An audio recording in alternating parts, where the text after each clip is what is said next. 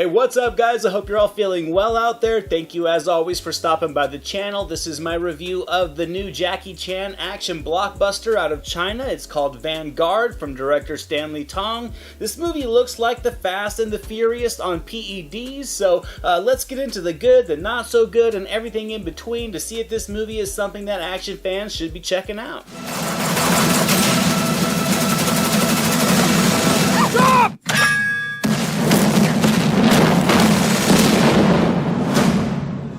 In this story, a very wealthy and well-connected accountant is targeted by a group of deadly mercenaries. A covert security firm called Vanguard, led by Jackie Chan, is going to be assigned to protect him. This is going to lead them to many different international countries with endless action set pieces as attempts on this accountant's life and those of his families are made. Now, going into a Jackie Chan movie from China should give you some expectations. He's recently had movies that are just wild and eccentric, like The Iron Mask, Bleeding Steel, and Kung Fu Yoga, so adventures on the side of lighthearted and eccentric are to be expected. This movie feels like a buffet. It serves up a bunch of different things that don't always go together, but there is some fun to be had here, so let's get into the positives. It does take the viewer on an action-packed international adventure. The story travels to Africa, India, London, and Dubai, with each of these exotic locales providing a fun playground for large-scale action set pieces. We get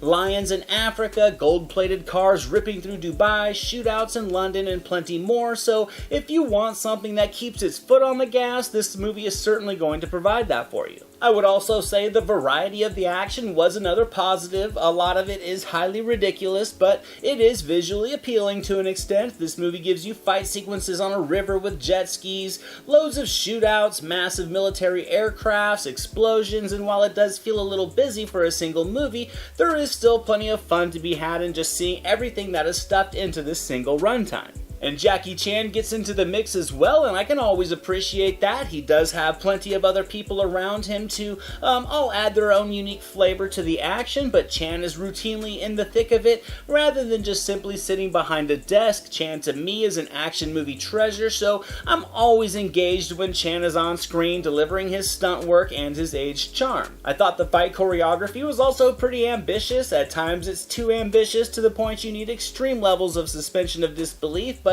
it was wild, it was crazy, it was entertaining simply to just see action done differently than what we see in Western films. There is some humor worked into the action as well. It's sort of one of the staples in Chinese cinema. It helps to lighten the tone, and here I thought there were some solid chuckles right in the heat of the fighting. It was unconventional, but I did enjoy it. But there were some issues here, so let's get into those. The special effects were not the best at times for just what these action sequences wanted to pull off visually. It kind of gives the movie a dated look and a little bit of a cheap look when that shouldn't be the case. You can tell the budget here is massive, so some cheesy visual effects in places did undercut the intensity of the action, and they were a little bit distracting. And the story wasn't that great. It's really just a collection of different genre plot points kind of slapped together into one very busy storyline when the action wasn't happening.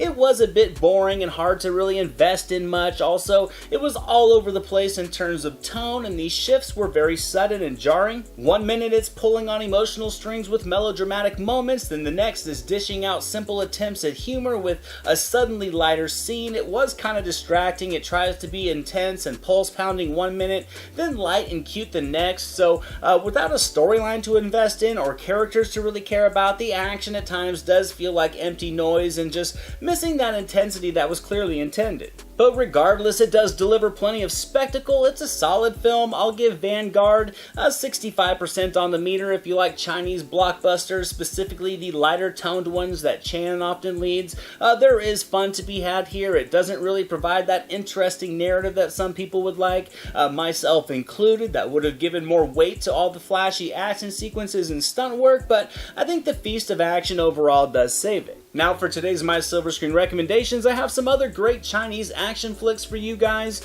First is a solid movie led by Donnie Yen called Kung Fu Killer that I highly recommend if you haven't seen it. Next up is another Jackie Chan classic, that being Police Story. And finally, I selected Wolf Warrior, a large-scale movie that delivers plenty of action intensity for people that are looking for that.